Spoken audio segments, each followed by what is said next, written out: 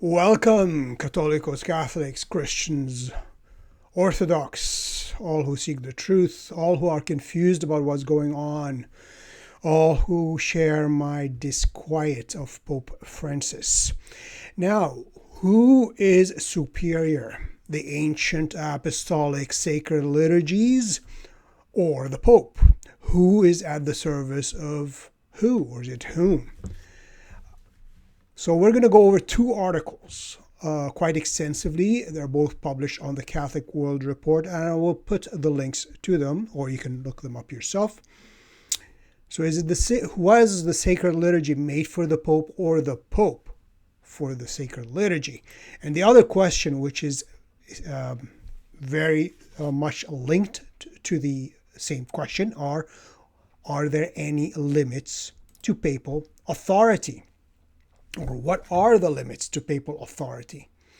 And they were both written by doctoral candidate John Monaco, if I'm pronouncing his last name correctly, and he's a doctoral student in theology at, I don't know how to pronounce that word, Duquesne University, and is visiting scholar with the Veritas Center for Ethics and Public Life at the Franciscan University of Steubenville. So he has these two articles. They're both published on the Catholic World Report. So we're going to go over them because they are extremely important. So before I get started, I do hope you give this video a thumbs up, because every single video, without being prideful, I do is pretty much great. Anyways, if I do say so myself. Anyways, and as well, share it on Facebook and Twitter and so forth. And if you're not a subscriber to the channel, please do subscribe. And anyways, that's that. Let's get started. So, as you might know, if you've browsed the channel any length of time, you know I do a lot of stuff on the liturgy. Why? Why? The answer is simple. The liturgy passes on the faith. The liturgy imbues us with the faith instead of reading a catechism or a book and to intellectually understand what the Christian faith is, what the one and only true faith is. We live it through the liturgy. The liturgy passes on this faith organically to us. It infuses our hearts, our minds, our souls, our intellect. I mean, my great-grandmother, who probably didn't even know how to, I'm pretty sure she knew how to read, but basic. And she was a very good Christian woman. Why? Because of the liturgy. The ancient Roman rite. She was living in Sudan at the time, or the ancient Byzantine rites. And she, like till the day she died, kept the ancient Eucharistic fast, which means no food or drink until you go to Mass on Sunday, come back home and you drink. You break your fast, your breakfast, with water. First of all, to wash down any leftover particles in her mouth from the sacred host, from God incarnate, who is hiding under the veil of bread or wine. And then the Sunday began. And I recall she had this kind of metal glass, purpley kind of color, as I recall, pinkish purple. I was a small kid. So anyways, all I remember is she put water in it, put it in the fridge. Because, of course, these are hot countries. And she came back from church. First thing she goes to the fridge, takes her ice cold water in a metal cup, drinks it, and then breakfast time, lunchtime, whatever it is. All right, so let's start. So that's why the Sacred Liturgy is so important. Anyways, let's go over this. I'm not going to meander too long. So I think this is his second article, was the Sacred Liturgy made... No, actually, this is his first article. His second article basically continues. The question is, are there limits to papal authority? So let's actually start with this one first. So, was the Sacred Liturgy made for the Pope or the Pope for the Sacred Liturgy?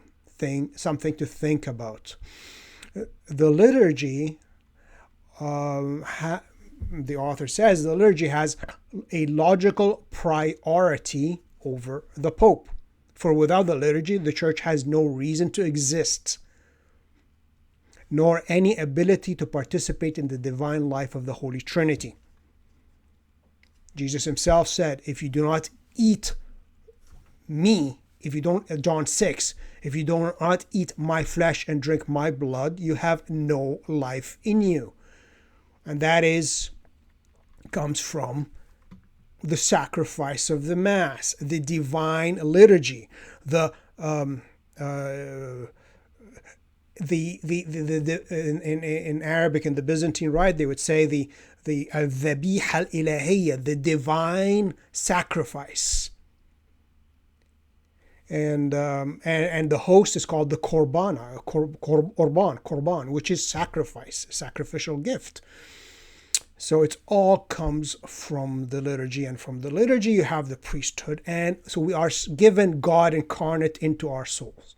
So let's go with this. The publication of Pope Francis' most appropriate Traditionis Custodes, which I did a 3-hour video on, which and I'm unfortunately not too many views on it, maybe because I don't upload that often anymore, but I go through the document, the supporters of this illegal non-Catholic attack on the Divine Liturgy. I go whether and I show that the new Mass is a fabricated liturgy according to Paul VI himself. Vatican II is a pastoral council, as Paul VI, John the 23rd, and Benedict XVI himself called it a merely pastoral council, which defined nothing. And I did little kind of short clips of it, and whether the Pope has the authority to actually ban the ancient liturgy, the ancient rite, and replace it with a new one. And of course, anyways, so I encourage you to watch these videos more in full. So anyways, the issuing of Pope Francis's Pope again, is Benedict's resignation even valid? I don't know. Pope Francis' motto proprio Traditionis Custodes has once more lit the embers underneath the ecclesiological and liturgical debates. Among the various reactions to this document, including disbelief, shock, and hurt by those who love the traditional Latin Mass, meaning the traditional apostolic rite given to us by the apostles and the saints and has been celebrated in the Church for almost 2,000 years, even in its primitive form. And for those who think that the traditional Mass is actually too much of an elaboration of the ancient rite, you read the old writings, the apostolic constitutions, and among others, you will find that the ancient liturgy was much, much, much longer. And to get an idea, the most ancient part of the liturgy is the Easter Vigil, the pre-deform of 1955 Easter Vigil, which had 12 it was very long, and that's the most ancient part of the liturgy. And the ancient people stayed throughout the night till the sunrise, keeping the resurrection Sunday. The liturgies in the old church were very long, with many readings and very long prayers. Not like this, it's an hour, an hour and a half. Oh my God, 2 hours. It's a high Mass, 2 hours. Oh my God. No, you read the ancient writings, you will see how long the liturgies were. All right, while those favorable to the spirit of the Second Vatican Council, that's the correct thing to say, not the text, because those who, like Benedict XVI, who try to do the hermeneutics of continuity, meaning read the text, interpret, and he was one of the experts at Vatican II, not Jorge Bergoglio. No, it was Benedict XVI. He was one of the experts at Vatican II, so he knows it much more than any other.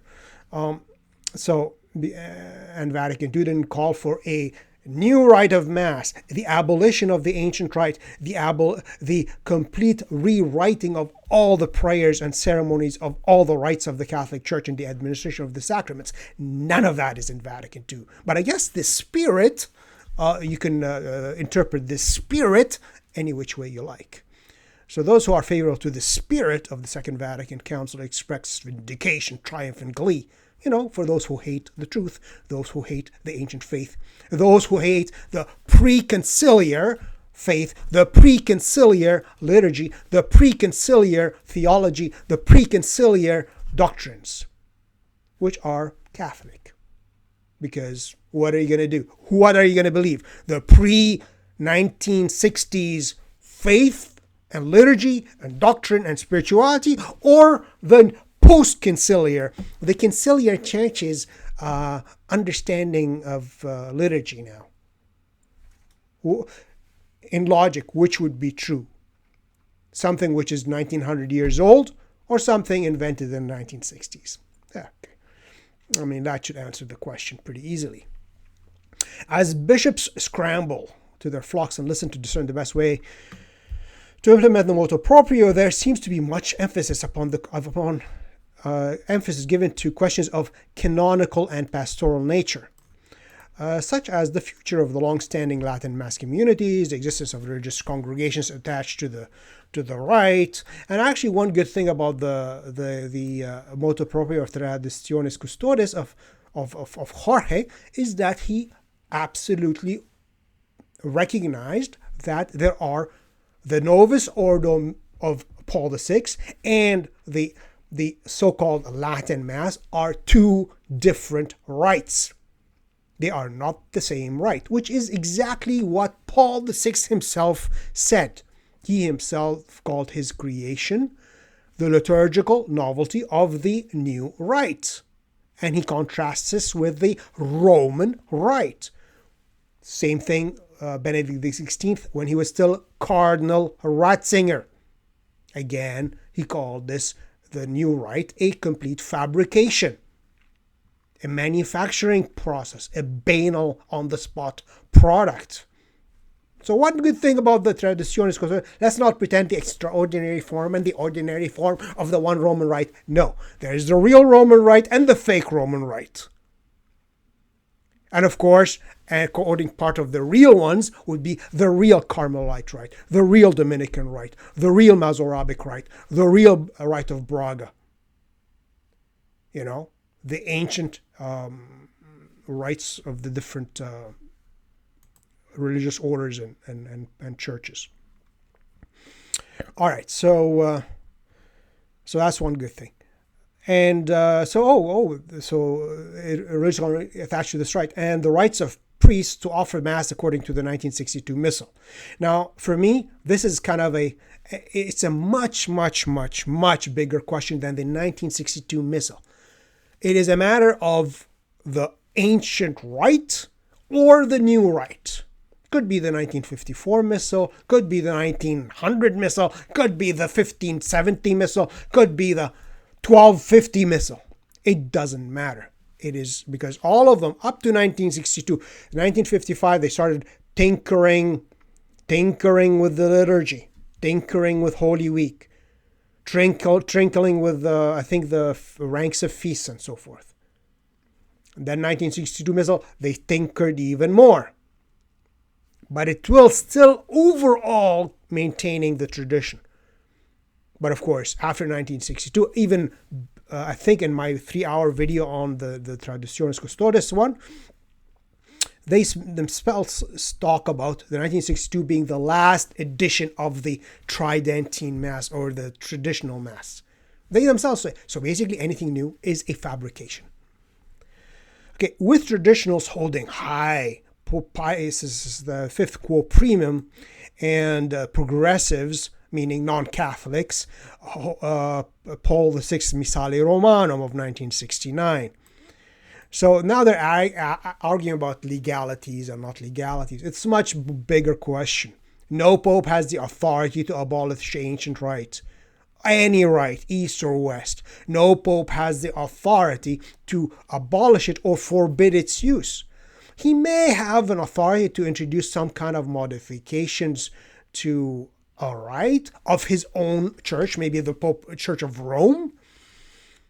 But even in Pius V Missale Quo Primum, he didn't dare touch anything above 200 years old because he wanted to preserve orthodoxy. because he was afraid any new innovations would have crept in. Now Francis is actually doing the exact opposite. He wants to ban the ancient and promote the innovations. That's what he wants to do. Now, Paul VI, Missale Romanum, did not abolish the ancient rite, did not mandate the use of the new rite, did not abrogate the ancient missal, and this was all confirmed by Benedict XVI, who said that the 1962 missal and all was not juridically abrogated, and that was been, and even Francis's so-called motu proprio, Traditionis Custodes, doesn't even attempt to abrogate anything. And there's an article from the back in the day Fatima Crusader from 1989. It's a two-part article. I kept this, I've got actually several copies of this magazine, by Father Paul Kramer. Traditionalists would probably know who he is. The title of the article is, I should probably do a full video just on the article, because he was proven right. He's proven right. The name of the article is Let Catholics Have the Traditional Mass. Now in it, they're discussing the, first of all, quo primum, there is a decree and a law to be, this missal is to be used. Anything under 200 years old must be abandoned and returned to use this missal. Anything above 200 years, you can keep it. So there are laws, prescriptions, you have to, and then at the end it says, this law in virtue of my apostolic authority granted perpetuity. That basically this missal could be used anywhere, anytime, with no restriction, and nobody can ban it. And so, but there's a law, there's a thing which the Pope himself says, you can use this. You must use it. You must use this revised missal, the Roman missal. But anything, any church, any has above 200 years old are to keep their rights. And Missale Romanum of Paul VI, read the whole thing. They add this at the end. We decree, we order that these prescriptions, the prescriptions of the Constitution, which are what? They don't exist. The only thing in this thing, you read it, is just adding a Eucharistic prayer and changing slightly the words of consecration in the new missal, in this book. There is no decree to use it or apply it or abolish the ancient Roman rite, the ancient Roman missal. None of that. And apparently the word constitution was later on added. It wasn't even included. So yeah, and this, the articles, I'm not going to waste too much time because the articles are quite long, but he goes through all the so-called promulgations and actions of this. No legal basis for even using the new missal. Okay, so it wasn't, Missale Romanum does not promulgate, does not order the use of Paul VI missal. Read it yourself. There is no prescription for using it. There is no derogation or abrogation or suppression of the old missal. Again, none of it is in there. So it is as good as garbage. Okay, so there is no binding force to use the new missal, and no pope can force anybody to abandon the ancient rite. Period. Now, and I'm going to just mention it now because I don't want to go back to it. The profession of faith. It is part of the faith. Actually, he mentions it in the limits of papal authority. You know what? We'll get to it later on. Let's continue here. Okay, so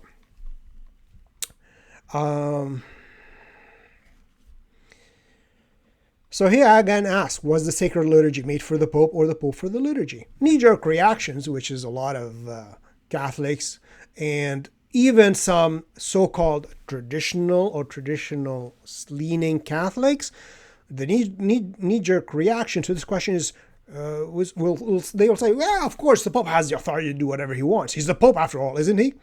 Well, no, he's not a walking God, first of all. All right. And as Benedict XVI said, the Pope is not an absolute monarch whose will is law. No, he's bound by tradition. He's bound by the faith. He's bound by doctrine. He's not a walking God whose will is law. All right. So the knee-jerk reactions of those people, Catholics, even especially some of the so-called traditionalists, will say they might include quotes from the First Vatican Council on the Pope's unquestionable role on faith, morals, and discipline and the government of the Church in Pastor Aeternus. And Pope Pius XII encyclical Mediator Dei, which says that the Pope has the right to, again, it's an encyclical cannot override dogma or doctrine. An encyclical, if it goes beyond or against established faith, it is, on that point, is to be ignored. To establish any practice touching the worship of God, to introduce approve new rites. Again, when these words are used, a lot of times people think, what does that mean? It does not mean a new fabrication. There's my book is back there. It's called The History of the Liturgy, or Papal Documents on the Liturgy. In it, one of the last documents is by Pope John the 23rd. And in it, almost verbatim, the words are repeated in the Second Vatican Council in the document on the liturgy, Sacrosanctum Concilium. But when he uses the words simplified rites, reduced repetition in the rites, he is speaking about rubrics. Rubrics, like the in an explanation of what the priest is to kneel or to stand he is not talking about taking the whole liturgy and fabricating a new one. So even when Pius XII talking about rites, that's probably what he means. Again, here are the popes giving themselves authority which normally they don't have. And I forgot, in Quo Primum, Pius V, he was the first pope in history. So in 1500 years, no pope has tinkered with the liturgy. No pope gave himself the right to modify liturgies and order changes and forbid liturgies. No pope until Pius V. So one can say this is against tradition. But again, Pius V, all he did was modify the Roman Missal for the Roman Church. And he left free any ancient rite over 200 years old. He didn't try to impose that upon anybody.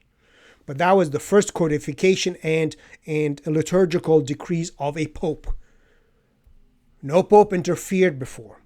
There are different churches, rites, even cathedrals had their own rites and ceremonies.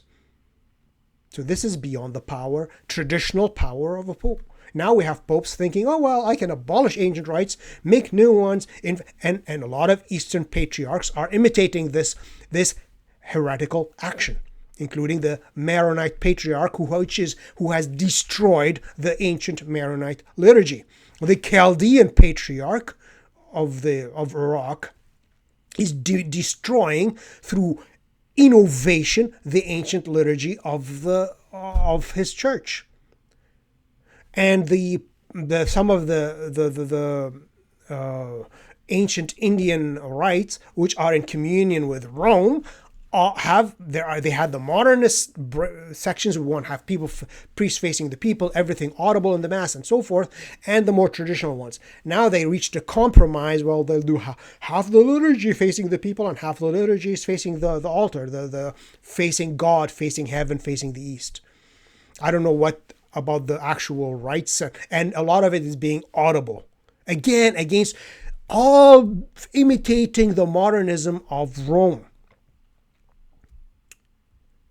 So what are we going to be left with? It seems like in the long term, if this does not stop, if this does not end, is that in the long term, the only traditional apostolic liturgies will be found in the Orthodox and Oriental Orthodox churches. They would have been disappeared from the Catholic churches, even those in full communion with Rome, if this trend does not end, and it has to end. It cannot be tolerated any longer. They gave, in First Vatican Council, the Pope has discipline and over government of the church. And actually, and I did again a video on this, and it had a lot of views. That's a good one. Bonini, the destroyer of the Roman Rite, himself, in it. Oh, I did that because Bonini actually attempts to change the liturgy. Oh, I forgot. Where is it? Do I have it on me now? Should I pause and go grab the book? Anyway, it doesn't matter. In Monsignor Klaus Gamber's A Reform of the Roman Liturgy, which in the French edition has is an introduction by Benedict XVI when he was Cardinal Joseph Ratzinger. In that, and he praises him as the best liturgical scholar of the 20th century. In Monsignor Klaus Gamber, in it, explicitly states that those who attempt to say that the Pope from Vatican I, his supreme and his supreme authority, what are the words? Supreme, full, and immediate power. Where is it? Anyways, his supreme authority over discipline, he explicitly states this does not include the liturgy and has never included the liturgy, and there is not one document anywhere in law or canon law that gives the Pope the right to even change a minor liturgical rite of even a single local church. So for those quoting Vatican I, he absolutely blows them out of the water. Anyways, Vatican II, Mediator Dei, others react by quoting the 1983 Code of Canon Law, which makes clear that the Pope has supreme, full, immediate, and universal ordinary power in the Church. Yeah, it doesn't mean that he can just demolish apostolic liturgies and rites. His will is not law. As the administrator of sacraments full of this,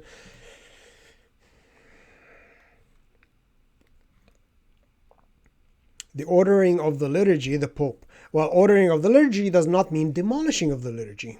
It means fostering the liturgy. Feeding the sheep does not mean starving them. And even grants the power to approve and define requirements for their validity. Again, they're looking at as the Church always did, looks at the ancient rites and what makes them valid. The Pope does not invent validity. Like, for example, St. Thomas Aquinas, again, he was looking at the Western rites, and he believed if I am not mistaken, the matter, because after validity there is intention, matter, and form. So, for example, the Eucharist would be, the intention has to be that the priest wants to do what the Church does, what the Church wants. Unless, of course, now if his priest goes through the matter and form correct, but his intention is explicit that I do not believe that, for example, the bread and wine will change into body of Christ.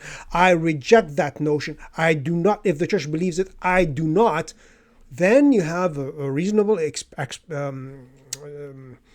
belief that his consecration is invalid because he explicitly has an explicit. We don't know about implicit. Implicit is to be taken as he believes in what the Church does and the Church believes. But if he explicit rejects the teaching of the Church, then this sacrament is invalid. Like, that's why I say certain Protestant baptisms, even if they use the Trinitarian baptism, baptize you in the name of the Father, Son, and the Holy Ghost, if they are explicitly stating that they absolutely reject the notion that baptism removes original sin and restores grace in the soul, and so forth, if it's their church explicitly rejects, so the priest or the minister absolutely rejects what the church intends to do with that sacrament, how can that be a valid baptism? It would be, in my opinion, invalid. There would have to be a conditional rebaptizing of that person. So yeah, matter for Eucharist, matter would be bread and wine. Form would be the words of consecration. This is my body, this is my blood. And of course, the intention is to do what the church wants to do. So these are the three things. So a pope can't say, well, I'm going to change the words of... So yeah, St. Thomas thought, for example, that for the priesthood, for validity, was the handing off of the instruments of the sacrifice, because that's the function of the priest, is the sacrifice, the handing of the chalice and the handing of the paten. St. Thomas thought that would be the matter for validity, and receive the power to offer sacrifice being the form. Pius XII took a much bigger view, looked at all the ancient rites, East and West, and he noticed that in the East, they didn't have a handing off of the instruments. But what was universal was the laying on of hands. Even from apostolic times, was the laying on of hands. There was not the tradition of the instruments. So Pius XII said, for validity, the matter was the laying on of hands. So in that case, the Pope has the ability to discern the validity of what is required for validity, define the requirements. Doesn't come up with like stuff off the top of his head. So he says immediately then we're faced with the disturbing questions. If the Pope has the power over the liturgy, for those who say, well, the Pope can do anything. Oh, he can ban ancient liturgies. He can invent new ones. He imposed this. Well, if that's the case, then what is stopping him, the Pope, from suppressing all the Eastern rites? These people would say, no, nothing. They would say, no, he has the power to suppress every single rite in every single church. They would say that. These Pope worshippers. Okay, and forcing the Eastern Catholic churches to use the Novus Ordo Missae. They would say nothing. But that's the extent if you're gonna, because if he can't do that to the Eastern Rite, how dare he do that to his own rite, destroy his own rights and his own heritage, who he's supposed to be the guardian of tradition, not the destroyer of tradition as Francis and Paul VI were. Whatever. If not a brand new religion, let me read this line again. If the Pope has the power over the liturgy to that extent, then what is stopping him from suppressing all the Eastern church rites and forcing the Eastern Catholic churches to use the Novus Ordo Missae?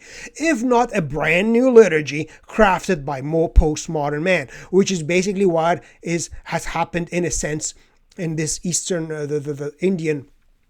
The Indian Malankara and the two kind of branches of the church in India, where basically through Rome's pressure, the traditionalists had to compromise with the modernists to give them a new liturgy, basically. If the Pope can determine what is required for sacramental validity, what is preventing the Holy Father from replacing bread and wine used for the consecration at Mass with rice and tea? He has the power, full and supreme authority, right? Universal. I mean, these are logical questions. So people, he said, people say, oh, no, the Pope would never do that. Well, the Pope destroyed it's 1,500-year-old liturgy. What's stopping him? A Pope is attempting to tell us that the death penalty is against the gospel, against morality, against Christianity, when God himself decreed it in the Old Testament. Decreed it as not only appropriate, but required for those who spill the blood of man. And Jesus Christ confirmed it by telling Pilate he had that right to do it because he received that power from God. Paul VI confirmed, St. Paul confirmed it by saying the state wields the sword for justice. And then Francis says, no, it's against the law, it's against morality, it's against the gospel. Why? Because I said so. Because suddenly we know about the dignity of man, because God apparently didn't know about the dignity of his own creation, apparently. But Francis, he's more merciful than God himself, obviously,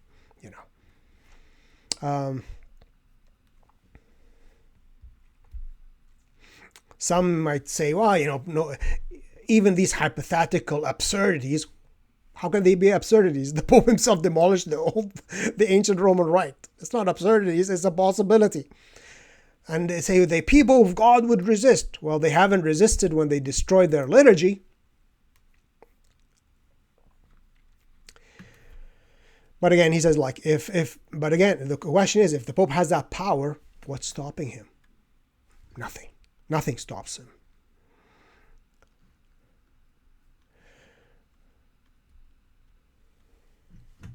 So for these people to deny the Pope has this power, it would be seemingly to call the papal office into question.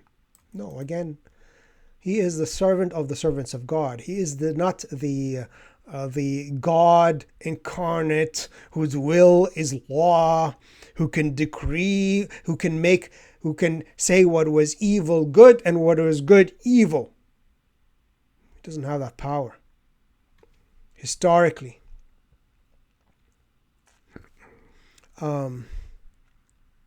Scholastic theologians, and as I said in the book Reform of the Roman Liturgy by Klaus Gomber, in the French edition, it had the original edition, had the introduction by Cardinal Ratzinger, where he demolishes the new rite, calls it a fabrication, a banal on-the-spot product, which actually Ratzinger says that the reforms which people were hoping will invigorate the church, demolish the church. And instead of giving the people with the new liturgical rites, instead of giving people bread, they gave them stones. These are the words of Ratzinger, later Pope Benedict XVI.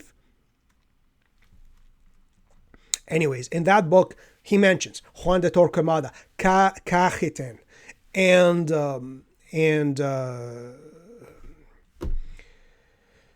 Suarez. So they're mentioned, and actually they're mentioned as well in Paul Kramer's articles on the traditional Roman rite.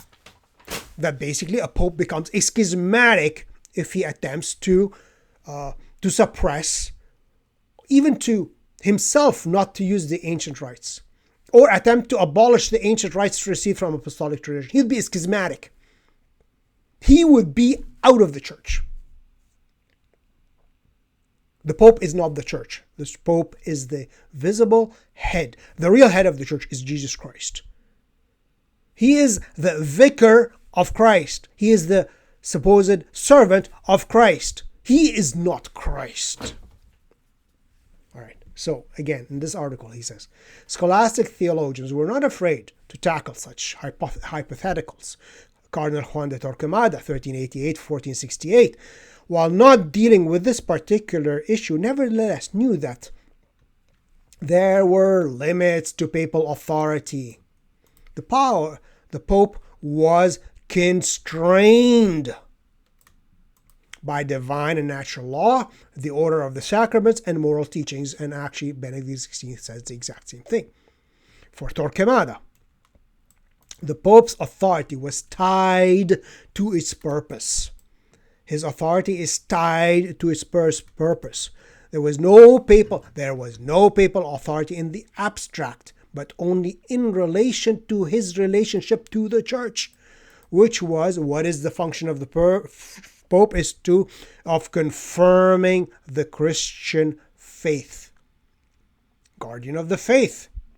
That's the function of guardian of the faith and guardian of unity. The center of unity, not through subjugation, but being the final arbiter. confirming the Christian faith and preserving the proper order of the church. And again, I think it's out of print, but this book is called the Papal Teachings, Papal Documents, and it's called Papal Teachings on the Liturgy, compiled by the Daughters of St. Paul. And if you read them, you will see how important for all the popes was the preservation of the apostolic liturgies in purity, avoiding novelty and innovation, preserving them and fostering them. Even for Eastern rites, when they would say, an Eastern bishop or patriarch would say, well, I want to change this, they would tell them, hold on. Hold on to the tradition you have. You have to be absolutely certain that you are restoring something true. Then you may, with the approval of the Holy See. Now we have, it's old, abolish. Let's invent some new things. All right, so let's hear. And whose mission is the salvation of soul. Elsewhere in his treatise Torquemada, Cardinal Juan de Torquemada, which one of the best known theologians in the church, Torquemada also notes that among all the things necessary, for promoting the well-being of the church, none is higher than those pertaining to divine worship. Maxime ad cultum divinum. Nothing is higher than things pertaining to divine worship.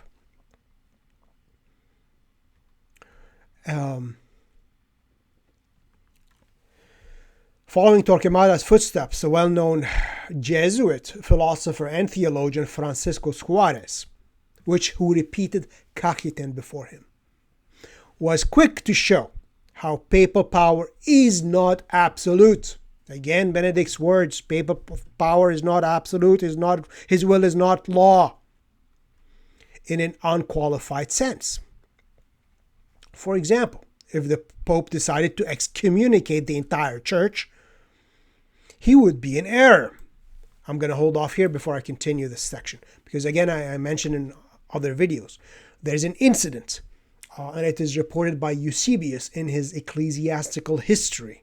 And this incident occurred in the 190s, 190 or something like that, when Pope Saint Victor I wanted to force, under the threat of excommunication, all the churches of the East, Asia Minor, who were adhering to the apostolic tradition they received from the Apostle St. John.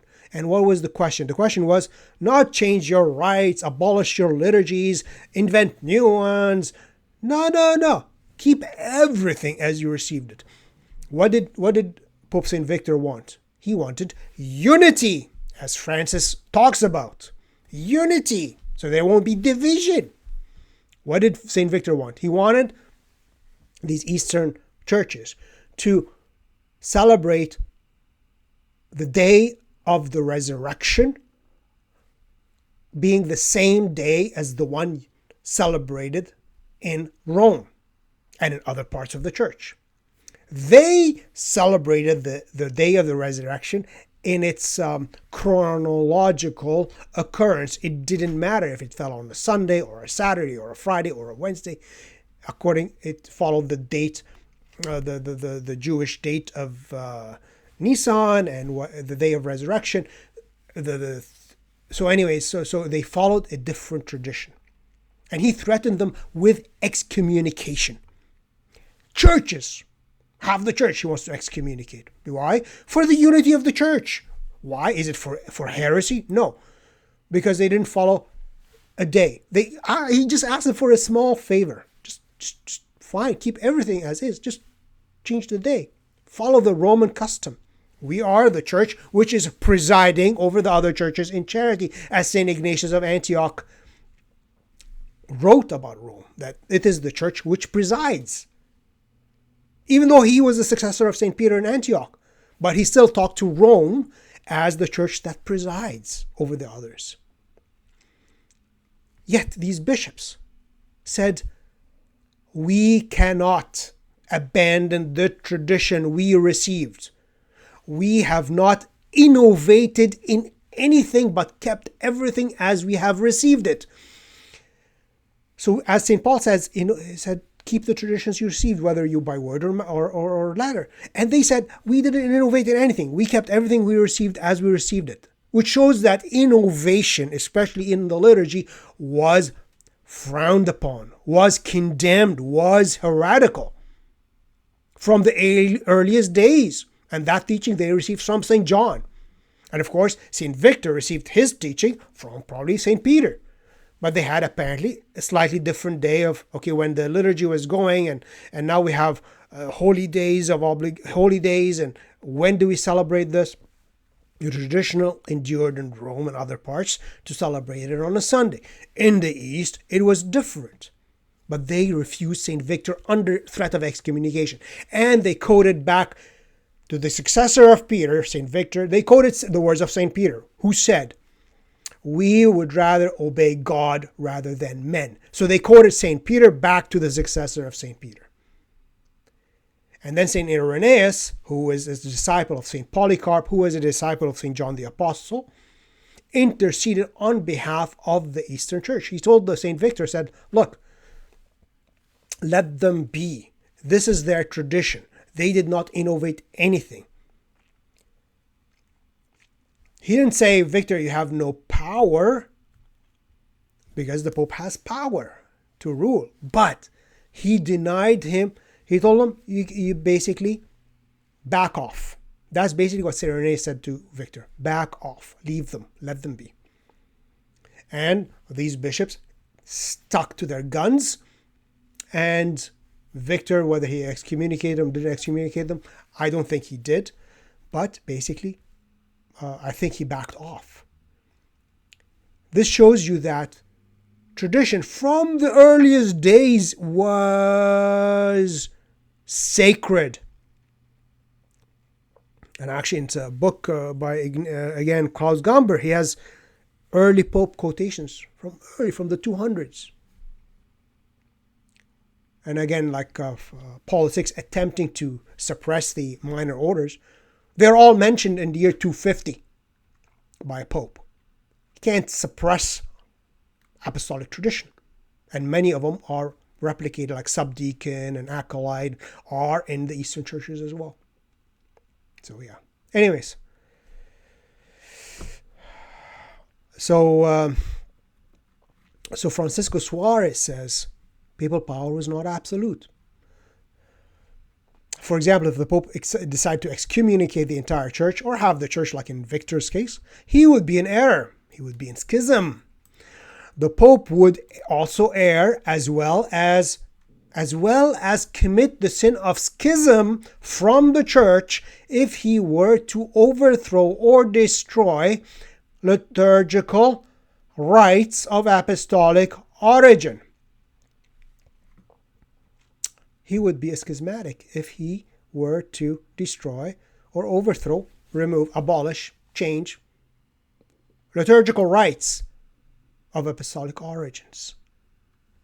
And this has been repeated in the Profession of Faith of the Council of Trent, the Creed of the Council of Trent, which was repeated as the Creed of Vatican I, which gave the Pope authority, plenitude,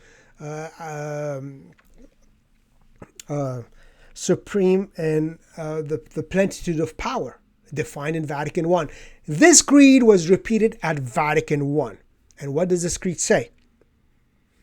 That the one who is swearing to that creed swears that that the apostolic and ecclesiastical traditions and all other observances and constitutions of the same church I firmly admit and embrace, not demolish and change. That's part of the faith, which at Vatican I was repeated by the Pope himself. So the Pope himself, as part of the creed, does not give himself the power to change that. And in the same creed, after they list all the sacraments of the church, it says, I, who was swearing the creed, which the Pope himself at Vatican I swore, I also receive and admit the accepted and approved ceremonies. In the translation, it says here, ritus, rites. So the accepted and approved rites, ceremonies of the Catholic Church used in the solemn administration of the aforesaid sacraments. So they received the ancient, approved, apostolic, traditional rites and ceremonies. He embraces them, he approves them, he accepts them. He does not demolish them and change them. And that is part of the faith. And he says, I likewise undoubtedly receive and profess all other delivered, defined, or declared by the sacred canons of the general councils, and particularly the Council of Trent. And in the Council of Trent, I quoted it in the video, the 3-hour video on Pope Francis's Traditionis Custodes document. Vatican I, in one of the canons, says, no one whatsoever, whosoever, which includes the Pope, can change the rites used in the administration of the sacraments by his own will. No one whatsoever, so not even including the Pope. And he condemns and anathematizes anything contrary thereto, and all heresies and so forth. And he, of the church that hath rejected and anathematized. This is the true Catholic faith. So that's why a Pope would fall into schism. Even one can say heresy. He would excommunicate himself from the church if he tried to abolish the ancient rites of the church. That's why I have a hard time believing Paul VI is a saint, when they, of course, made it a mixed saint factory. A mixed saint factory where every day we have a billion saints declared. No more devil's advocate, no more required more miracles, more scrutinies, none of that. Now it's a mixed saint factory. Let's continue. Let's return to the original question. So, was the Sacred Liturgy made for the Pope, or the Pope for the Sacred Liturgy? Oh yeah, that's the word, plenitude of power. If we affirm the former, then we acknowledge the fullness of power belong to Supreme Pontiff, albeit acknowledge that the fullness of power, albeit at the expense of granting that the liturgy in theory could be. Oh yeah, so that's what people say. Oh, the Pope has plenitude of power, but as I said, Klaus Gamber in his book says this plenitude of power, which was defined at Vatican I, does not pertain. Plenitude of power towards the discipline of the church does not. The word discipline is not the liturgy. Discipline is like fasting rules, the days when you can have a marriage ceremony. That's discipline. Maybe even required celibacy for ordination to priesthood. That's discipline. But it is not discipline when it pertains to liturgy. That's not part of discipline.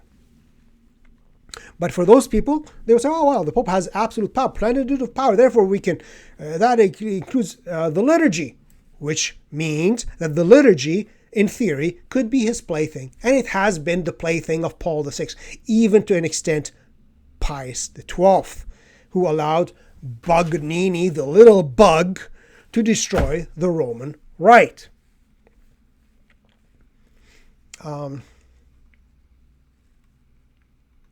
In this mindset, the Pope is the ultimate arbiter of divine worship.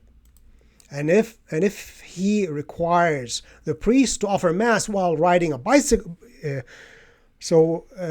if he requires that priest offer the Mass while riding on a unicycle, there is nothing preventing him, save divine intervention, from doing this.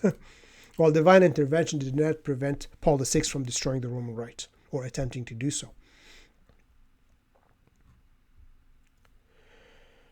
However, if we affirm the latter, that actually the liturgy was made for the Pope, not the Pope for the liturgy, the Pope for the Sacred Liturgy, not the Sacred Liturgy for the Pope to be his plaything, that the Pope was made for the Sacred Liturgy, we might have to have a firmer and more theological basis for this liturgical role, one that grants the Pope's primacy without sacrificing beauty and truth of ancient worship.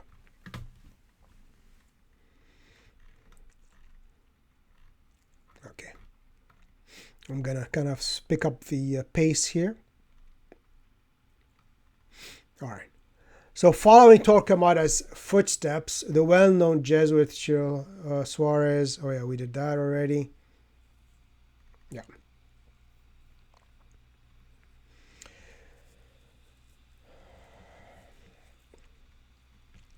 A priest is one who offers sacrifice to the Lord, and the only true and absolute priest is Christ himself.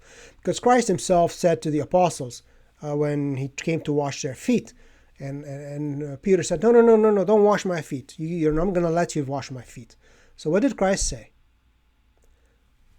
He said, if I don't wash you, you will not have a part with me, or words to that effect. And then he said, then he gives the example of humility. But that was not the purpose of the washing. Secondary purpose is demonstrate humility, but primary purpose, this was a liturgical rite of washing. If you look at the Old Testament, Moses washed the same ceremony with his hands and the feet of Aaron and his sons. Why? For an ordination ceremony to the priesthood. That's what Christ was doing there. The meaning of you won't have a part with me was being part of the high priesthood of Jesus Christ. That's why priests are not priests in by themselves. They are incorporated into the high priesthood. The bishops are our high priests. And that's what is actually in the apostolic writings. They call them the high priests. And the presbyters, the priests, are basically sharers or the servants of the bishops. Deacons are on a different stage, different level. The Levites are the deacons. So Christ was actually washing the feet in a liturgical ceremony of ordination to the priesthood. All priestly acts flow from his priesthood, Jesus' priesthood. All holy sacrifices from his sacrifice. In this sacramental action, the priest acts in the person of Christ, in persona Christi, not in the person of the Pope.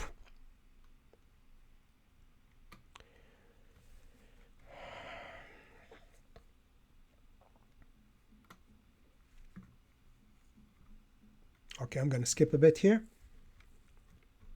Why is the focus on the Pope as priest important to this question? The Bishop of Rome would hold such primacy just as Peter. Given its historical and theological importance, the Bishop of Rome would hold such primacy just as St. Peter was known as the leader of the apostles. But what does such primacy consist of? The Pope would express this primacy in presiding in love, as St. Ignatius of Antioch wrote in the hundreds, when he was on his way to be martyred. Such presiding would have its fullest sense in the liturgical presidency. If primacy is regarded as a power over, then the Pope's primacy, which I suggest is best seen him serving the altar as bishop and priest, has no place in the liturgy.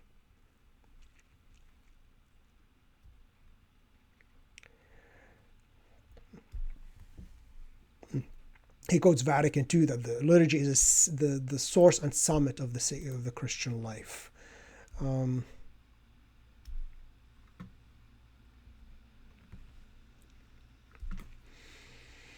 So if we think of the liturgy as a thing, that's what a lot of people think it's a thing. I can do with it as I please, something which was unheard of, unthinkable, unimaginable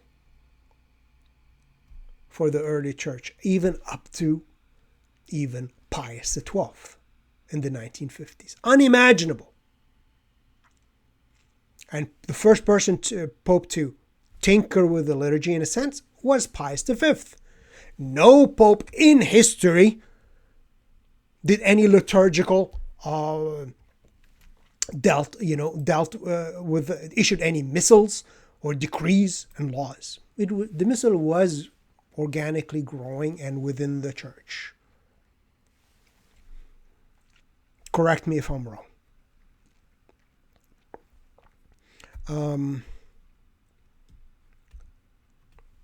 But if we think the liturgy is a thing, then it makes sense that it was made for the Pope, whose supremacy was dogmatized at Vatican I. But if we understand the liturgy to be the divine drama of salvation made present the saving acts of the Lord, making the saving acts of the Lord given to the church as a mountain of treasure, then we cannot help but reject the notion that the guardian of such treasure has the right to dispose of it.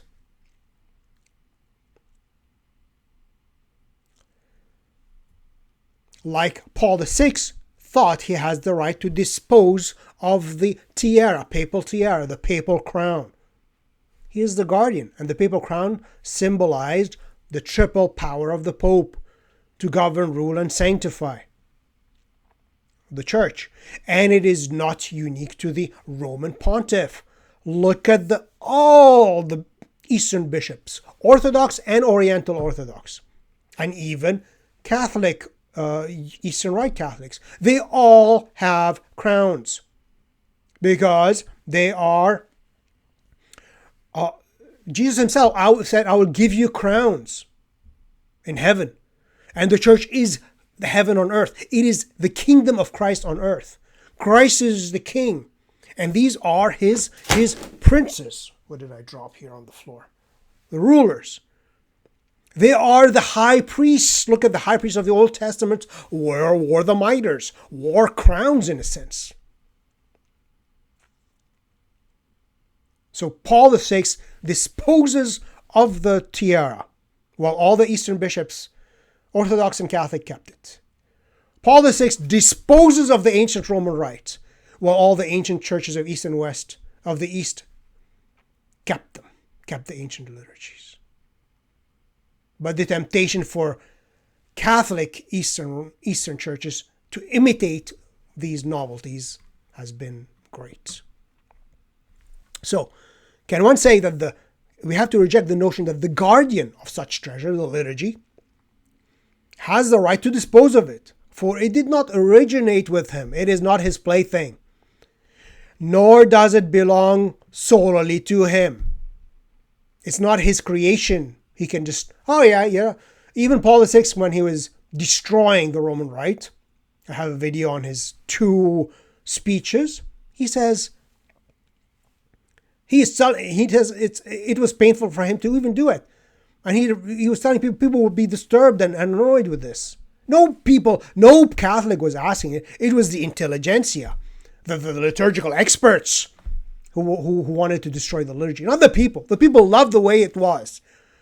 This is something which comes to you. You don't invent. You receive it. This is what came to us from the apostles and the fathers and the ancient church. We do not play with it. So the liturgy does not belong solely to him. Because if Pope thinks he does, you say, who the hell do you think you are? You are the servant. You are not the master. But rather, the treasure is given to the church as its ransom and redemption, as its treasure and heritage. That's why the ancient dictum of lex orandi, lex credendi, the law of faith is the law of prayer.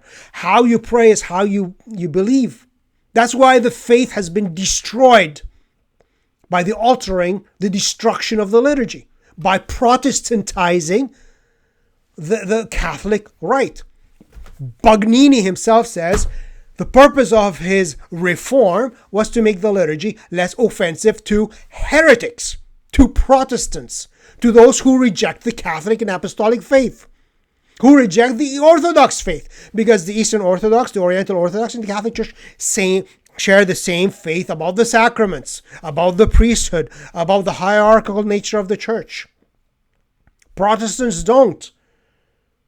So the destruction of the Roman Rite didn't bring any Protestants to the church, but actually led to the outflow of Catholics from the church to heretical sects or to Eastern churches.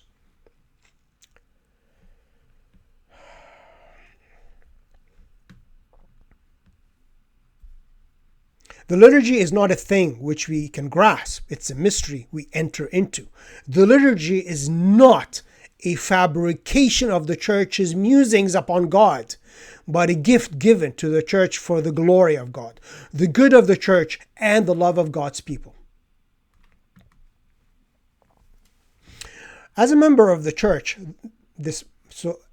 despite there being no earthly equal to him or his authority, the church is the recipient of the liturgy. The Pope is not above the church, but a member of the church. The church is the recipient of the liturgy. He dare not touch it, not its creator, nor its master. Let that sink into your heads. That's the end of the article. Thus, the liturgy has a logical priority over the Pope, and that has been the constant teaching of the Church for almost 2,000 years. And that is the teaching of God Himself in the ancient scriptures. God Himself gave the rites, the ceremonies, the vestments, the discipline for the Old Testament priesthood. This is what you sacrifice. This is how you pray. This is what you offer. This is the liturgical rite for ordination. These are the vestments. Do you think the priests and high priests of the Old Testament had the right? The high priest had the right to say, okay, you know what? I'm gonna, instead of offering the oxen, we're going to offer pigs. Instead of offering doves, we're going to offer, snakes. Okay, I'm the high priest. Instead of wearing these vestments, you know what? Wear your normal clothing like all the normal people. We're members of the people of God. We are members of the people of God. We're going to wear, what every Jew wears. What every Judean wears. Galilean wears. We're not going to be wearing our vestments with our mitres and our robes and our breastplates, which God Himself commanded. No. I'm the high priest. Let's go down to the level of the people. Let's not go into the Holy of Holies and hide behind walls and offer the sacrifice and inaudibly to Almighty God. No. Let's keep that out. Make it audible. Let's turn the altar around. Let's bring all the people into the sacred space. Do you think that was possible? Do you know the wrath of God which would have descended upon them? And the wrath of God has descended upon us. How? Number one, the destruction of the faith. The loss of faith to billions of people. Now we have paganism in Rome, where pagan goddesses are enthroned in St. Peter's Basilica. But the ancient Roman liturgy, the real Roman rite, is dangerous for the faith for the post-conciliar faith and the post-conciliar liturgy and the post-conciliar doctrine. It is dangerous because it's the truth. So heresy, schism, paganism, earth worship, environmentalism is okay. Even fabrication of liturgy, paganism to the liturgy is great. The real Roman rite, the ancient apostolic liturgy, is evil. How you pray is how you believe. You don't have to explain to a child, this is the Jesus Christ is in the host. This is the host. This is God himself. If the child is taught to approach the altar of sacrifice, the table of the Lord, with fear and trembling, having confessed his sins if he's old enough, to come and kneel before God, because he doesn't understand. He knows this is only the priest can touch God. Only the priest is in the sanctuary, in the sacred space. I can't bring myself to enter the sanctuary because for me, this is the sacred space. The little child will say, this is the priest's place. Only the priest can touch this. Only the priest can give it to me. I can't touch it. I'm kneeling down and he gives it to me. Or some Eastern rites, they will bow down and lift up their mouth like this, and the priest will give them the host and the wine, the body and blood. They're almost forced to bend down. This instinctively tells the child, this is God, this is sacred, this is important, this is divine. Now you tell a child intellectually in catechism class, in a Catholic school, oh yeah, this is the Jesus Christ body, this is blood, it's real. And then they walk up, the kids, stick out their hands, they give them the host, and they take it and give it to themselves. Exactly like they're eating a potato chip. Like they're eating, a nacho. Hey, nacho. And I walk around to my chair, get rid of the extra dust from the host, from my hand on the floor, and go sit down.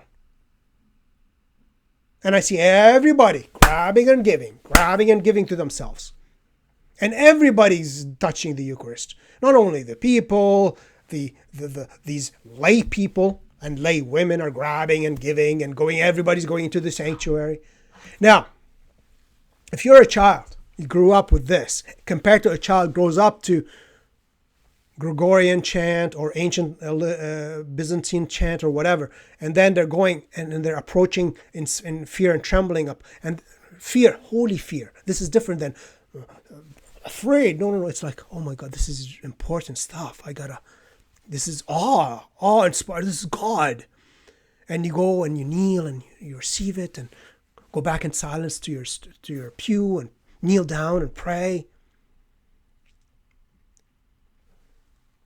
The faith of that child is the Christian faith. He will know this is sacrifice. This is something important. Only the priest can do that. And when I receive some really, really important stuff.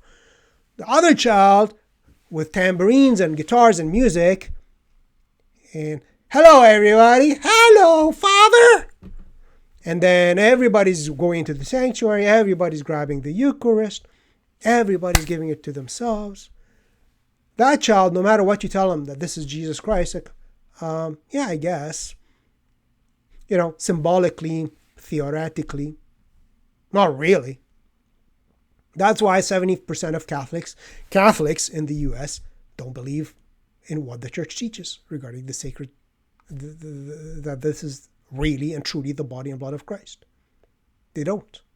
Why? Because the liturgy, the fake Roman rite, the Protestantized Mass, has destroyed their faith, which will destroy their souls at the end of time. That's why it's so dangerous.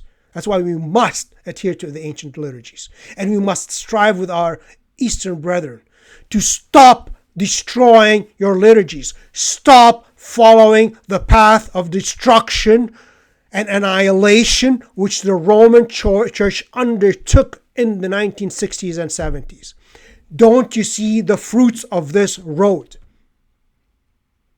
The fruits of faithlessness, the fruits of this is faithlessness, destruction of the priesthood, liturgy, faith, people, souls. Anyways, the liturgy has logical priority over the Pope. For without the liturgy, the church has no reason to exist, nor any ability to participate in the divine life of the Holy Trinity. Tradition is the vehicle through which liturgy is transmitted. It's not by decrees. Oh yeah, no, you can use the 1962 Missal. Oh no, you can use the 1954 Missal. It is the ancient rite versus a brand new rite. And actually, one should return to the veritable Roman rite, untouched by the deforms of Bunini, meaning the pre-1955 Missal, the 1954 being the latest. Just as we cannot create a new Calvary, Resurrection, or Pentecost, so too it is impossible to create a new liturgy. But that's what Paul VI attempted to do. That's what they're doing now. They want to create an Amazonian rite and other abominations. Its substance, as St. Paul writes, was first received from the Lord before he was handed over. That's why the early bishops, in defiance of St. Victor, said, "We have innovated in nothing. We have kept the traditions we have received. We obey men rather than God." That's why the Vatican Council of Trent says no one can alter the rites of the church, the traditional rites of the church. No one whatsoever, whosoever. That's why the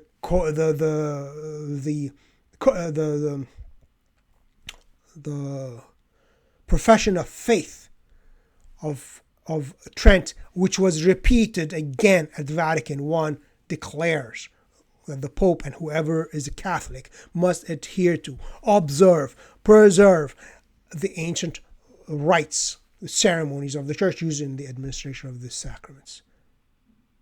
And this is the Catholic faith. Not to innovate, not to change. After all, when Christ commanded the apostles, "Do this in memory of me," St. Peter didn't dare to suggest doing that instead. Yeah, something received. It is the Pope who serves the Sacred Liturgy as its celebrant, protector, and transmitter.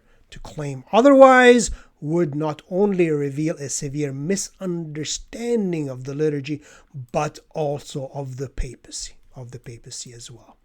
So this is such a good article of this man. And he continues in article number 2, which continues the theme, which is, are there limits to papal power? Which he kind of dealt with already in the previous article.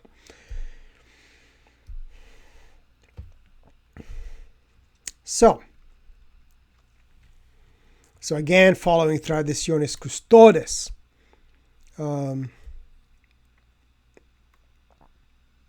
so the question is, are there limits to papal power? And what is the scope of the limits of papal infallibility? So this is actually a really good article to read as well, fully. I will not dwell on it as much as I did on the previous one. So Papacy 101. The Catholic Church teaches that Christ chose the Apostle Peter as the rock, Petra, upon which he will build his church. That's why he actually changed his name to Peter at that time of his confession of the faith. His name was Simon up to that moment. Peter and every bishop of Rome following him enjoys a primacy, protos, that signifies his ranking as first among the other apostles and their successors. From its origin, papal primacy has its roots in the supernatural virtue of faith in Jesus Christ.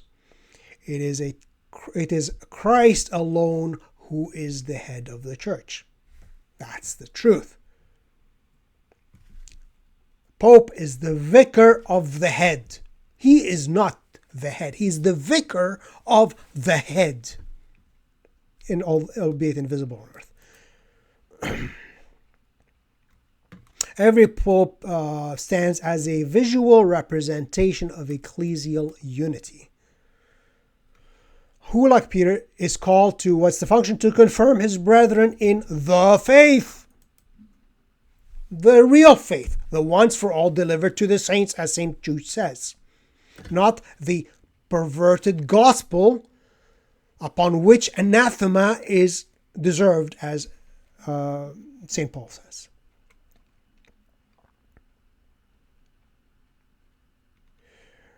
Okay.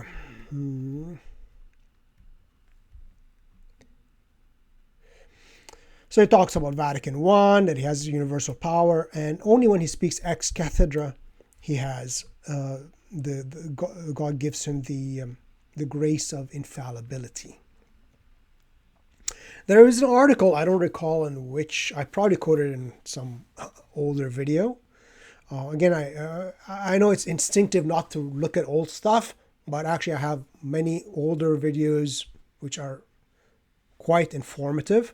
And as I recall in one of them, I don't remember which one now, Cardinal Gerhard Müller, the former head of the Congregation for the Doctrine of the Faith, in it he says that a pope, even if ex cathedra he teaches a heresy, it is not infallible.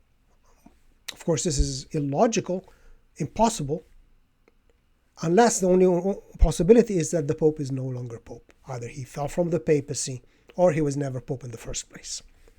But anyways, just as an aside. While it is pious to believe that the Pope can never, ever fall into heresy, it is not impossible. Even that. Should I dwell on this?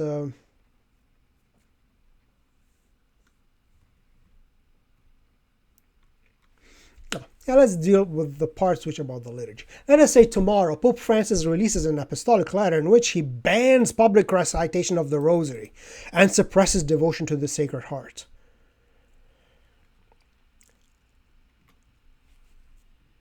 So, of course, the chances of him doing something like that are slim. Are they? Well, he just said the death penalty was against the moral law, basically, which is against 2,000 years of Catholic teaching, against 4,000 years of Jewish teaching, against the very word of God.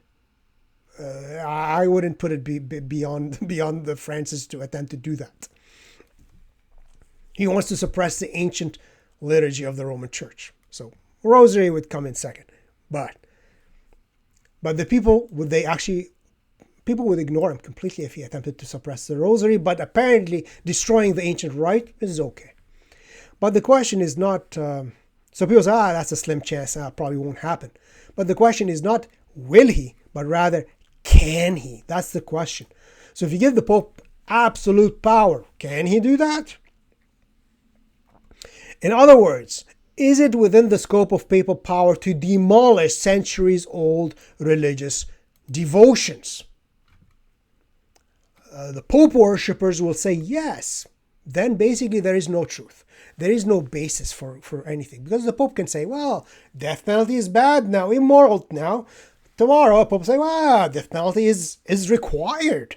Today the Pope says, well, come to Holy Communion even if you're living in adultery, as Amoris Laetitia says. Tomorrow people say, no, let's go back to the ancient teaching. No, you cannot do that. It's you have to confess yourselves and stop your sinning. Oh, well, the Pope said, then this is insanity. A Pope is not a walking God whose will is law. He is bound. Some Catholic apologists suggest that because of the Pope's possesses plena potestas, a plenitude of power, and authority over sacramental and ecclesiastical discipline, the Pope could, in theory, ban the Rosary and suppress the Sacred Heart devotion. And as I repeated again and again already, should I get up and get it? Anyways, the book by Monsignor Klaus Gomber, again, explicitly says that this power mentioned in Vatican I regarding discipline is not, discipline does not involve the divine liturgy. Has never done so and can never do so. So this power never applies to the divine liturgy.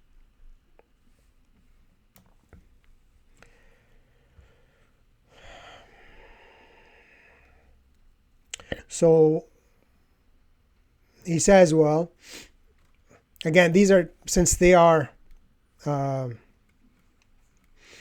while venerable in practice, they fall within the realm of private and popular devotions. And if the Apostolic See finds that such devotions are divisive to the unity of the Church, the Pope can in fact suppress them. But I would not accept it. Why? Because these devotions were revealed by God Himself. Mary herself gave the Holy Rosary, though in its current form, to Saint Dominic. Devotion to the Sacred Heart, again, was given by Jesus. Do we accept Mary and Jesus over the Pope? I would say yes. Especially the Church has confirmed these devotions and their origins. No Pope can dare, he can attempt to say, oh, you can no longer pray the Rosary. I find it not ecumenical. Or the Sacred Heart, you can't pray that anymore. It's not ecumenical to our separated brethren. It's divisive. You say, no. Simple. No, no, and a triple no. How about that, mister? Because God Himself has, and Mary herself, brought these devotions. And a Pope's power is not above Christ. A Pope's power is not above Mary's. Okay? Such hypotheticals should not come across as shocking. After all, if a Pope can replace a 1500-year-old liturgy with a new order of Mass created by a committee of experts, Bugnini and his Protestant advisors, and thus radically changed the public worship of the majority of Catholics, what is stopping him from forbidding such devotional practices? See?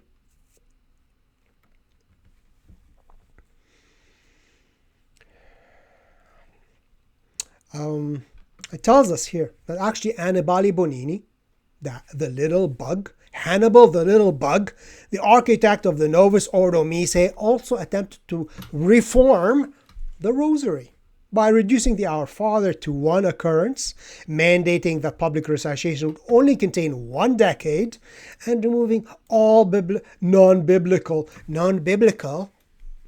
meaning basically that's Protestantism, because he denies tradition of the whole non-biblical parts of the Hail Mary.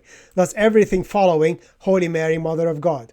So he wants to remove, pray for us sinners now and at the hour of our death. Amen. So basically denying communion of saints, the efficacy of the prayer of the saints, and so forth. Heresy.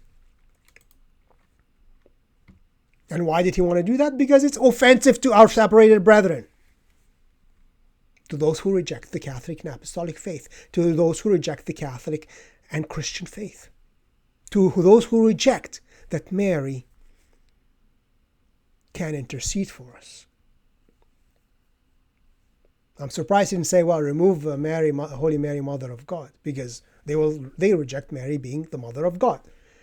Using an historian, because Protestantism, in that sense, when anybody rejects the term Theotokos, Mary as the God-bearer, Mary as the Mother of God, he is adhering to the Nestorian heresy, which splits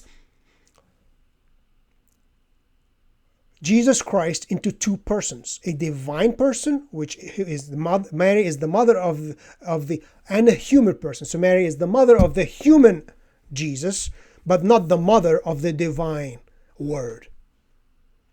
So we have two persons in Christ instead of one divine person.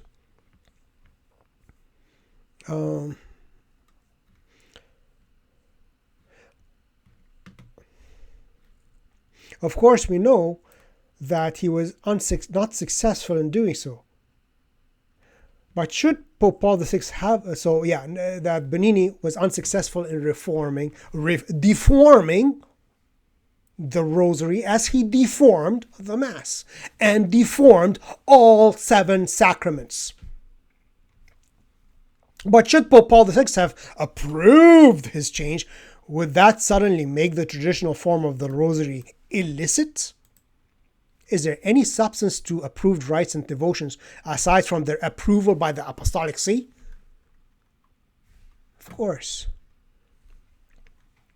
Contra papal maximalism and papal minimalism. So, papal maximalist believes that everything the Pope says is protected from error. Basically, he's a walking God.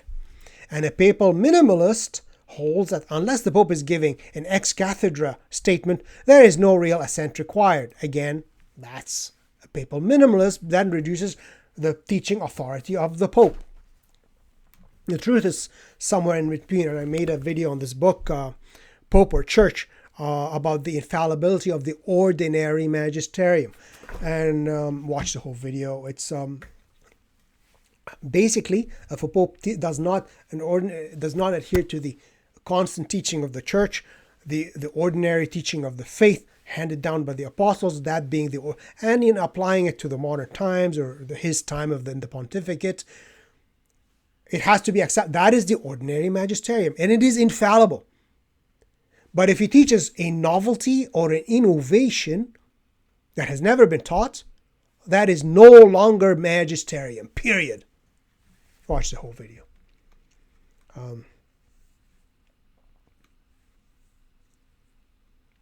It deals with infallibility, about faith and morals. I'm not going to dwell on that.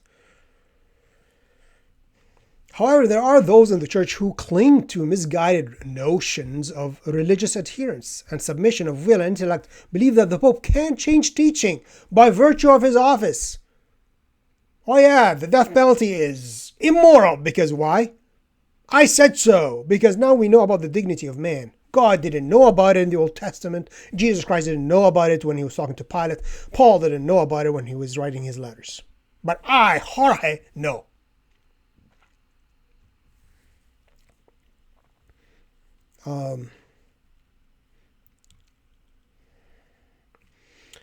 What is often ignored in these ultramontane circles is that the Pope's power is indeed limited by natural and divine law. And he quoted the other article, the Scholastic theologians Suarez and Torquemada. For example, the Pope cannot declare that euthanasia is permissible or abolish marriage as a sacrament. Oh, doesn't he have supreme power over the discipline of the Church? Of course he can do that. No, he can't. Okay? Moreover, the promised assistance of the Holy Spirit does not mean that the Pope cannot, at least in theory, speak or write errors. And actually, Monsignor Nicola Books, again, I tried to find I quoted in a previous and older video, where actually Monsignor Nicola Books says,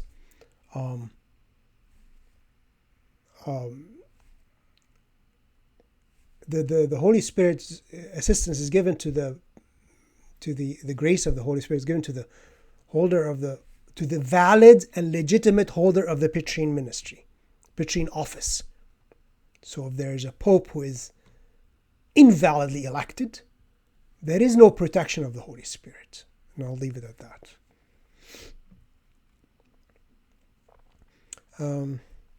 What divine assistance assures us is that the Pope is protected from error in his formal definitions. The Pope is not the master and creator of the deposit of faith, or the master and creator of the divine liturgy. The Pope exists to serve divine revelation and the divine liturgy, not vice versa. Returning to the example of liturgy and devotions, papal power would thus be understood as one of a gardener, not a bulldozer. A gardener, not a bulldozer. The Pope does not have the power to create and destroy the true, the good, and the beautiful, because he is not the one whose power made them true or goodness good, or beauty beautiful.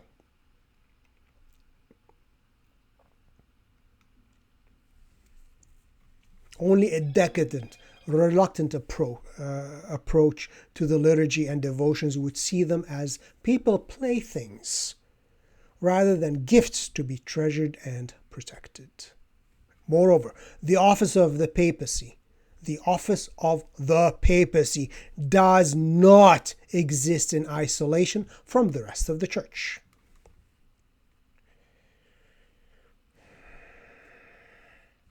The primacy today exists for the common good and welfare of the church.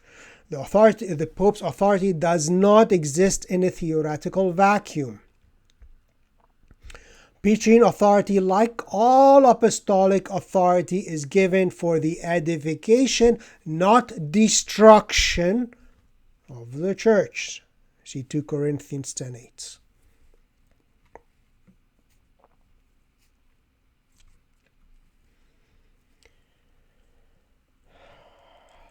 If we find, then, that a megalomaniac pontiff like Francis, who calls himself humble and he is the proudest, who pretends to be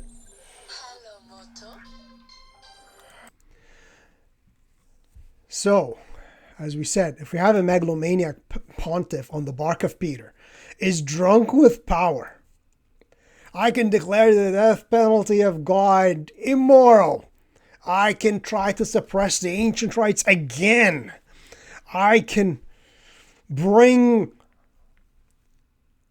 Pachamama, the earth goddess, a goddess of fertility, into the Vatican. Put pieces of dirt from Pachamama and on the altar of God. I can approve objective evil and call it a loving relationship. And who am I to judge those in a loving relationship? Such a man exists, and of course we have him dressed in white with his transparent underparts. You always see his black pants from there. I guess he likes to show off his legs.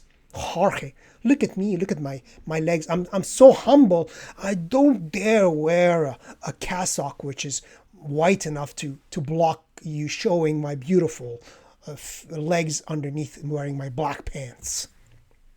You know. So let's stop with the... where is it here again? Drunk with power, manning the wheel into a rock formation.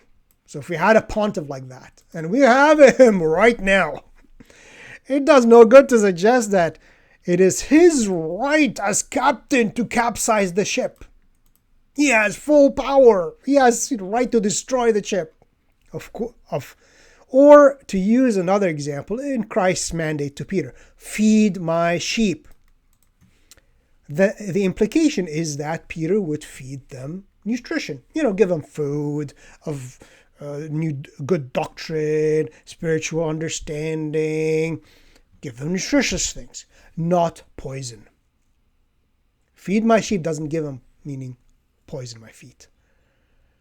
The former is the fulfillment of the Petrine vocation. The latter is a rejection of it. So Francis is rejecting it.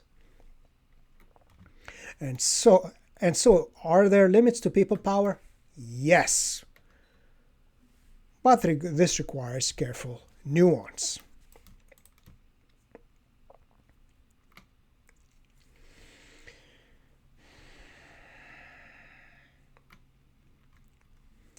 The limits of papal power are the limits of power in general.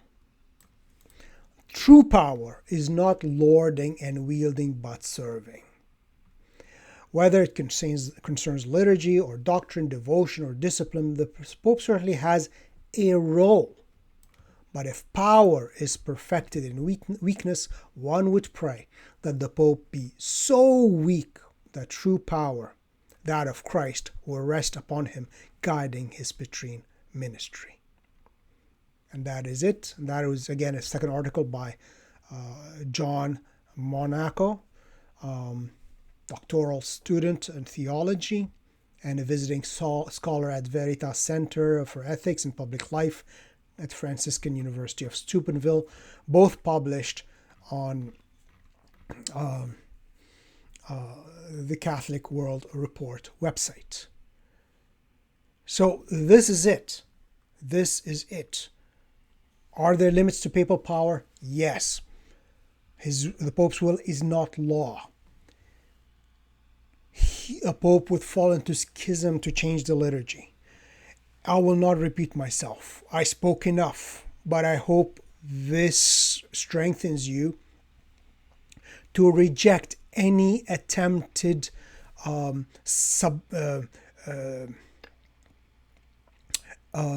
limitation or elimination of the ancient Roman rite, the real Roman rite. Work for its restoration. Support only those orders, religious orders which celebrate it. Support only those parish churches which celebrate it. Support only those priests which celebrate it. And support as well the ancient Eastern rites as long as they maintain their traditions. As Vatican II itself said, maintain your traditions. Not abandon them in innovations like the Maronites and the Chaldeans have been doing. And even, I'm not sure about the Coptic Catholics, but we do not want to have the only true liturgies of apostolic origin only preserved in the Orthodox and Oriental Orthodox churches. The Catholic Church must, she has always done, be a preserver of true apostolic liturgies and traditions and the passer on of the same.